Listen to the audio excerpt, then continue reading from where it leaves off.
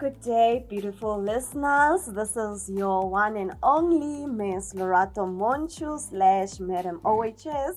I am the director of Loetopele Construction and Projects, and we are occupational health and safety consultants. I hope this podcast will find you in time and be most beneficial to you and will teach you some of the skills that will let you be able to run the most safest project and a successful project as well.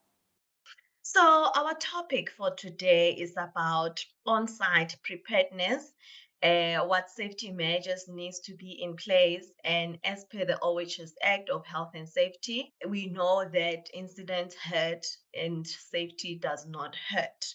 So today, I have drafted out 5 major needs that needs to be taken into consideration while we're preparing for our construction site to commence. And our first measure will be about the notice of construction.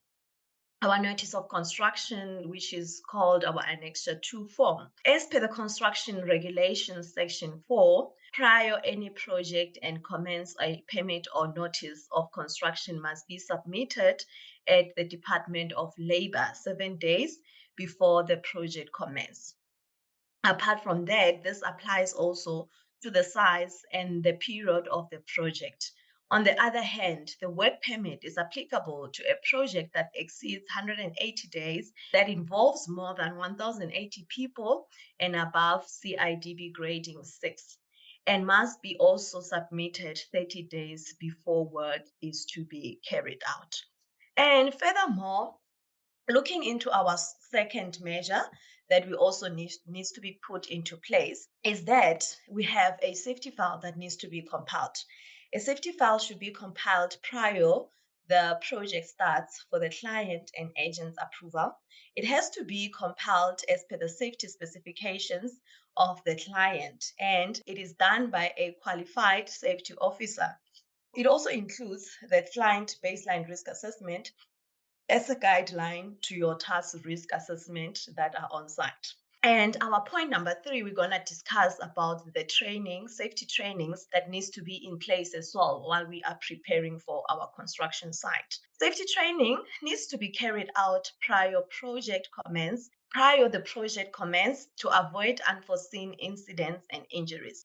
There must be competent training for first aid, firefighting marshals, SHE representative, for protection planner, working at heights, and etc. And apart from our trainings as well, we're going to look at the site establishment itself, which involves our facilities that are on site. The site needs to be established to accommodate the safety of employees. We're looking at facilities, the plant that will be on site, and whatever equipment that will be used in the project. Site offices as well included must also be sufficient for the management team. And however, by doing our site establishment, we also need the proper plans from our engineers that will guide us in terms of where do we place our hazardous chemicals as well, where do we place our storages, where do we place our offices, where do we place our toilets, which will then lead us to know exactly where is the right place to position all the facilities, and regardless of that, also to know where the project will be so that the two must not disturb each other. And then point number 5 will be our safety signages and equipment that is on site.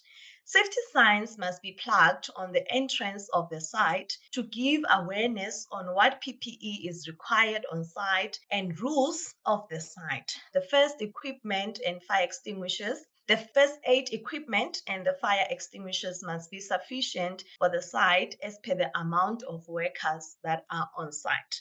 We also need our air horn on site when there is time for emergency to give warnings to the workers and to direct them as well to where the assembly points are located. Furthermore, you can reach us on our website, which is www.loetopele.com, and our contact details is 071-897-6379, and our email is info@loetopele.com.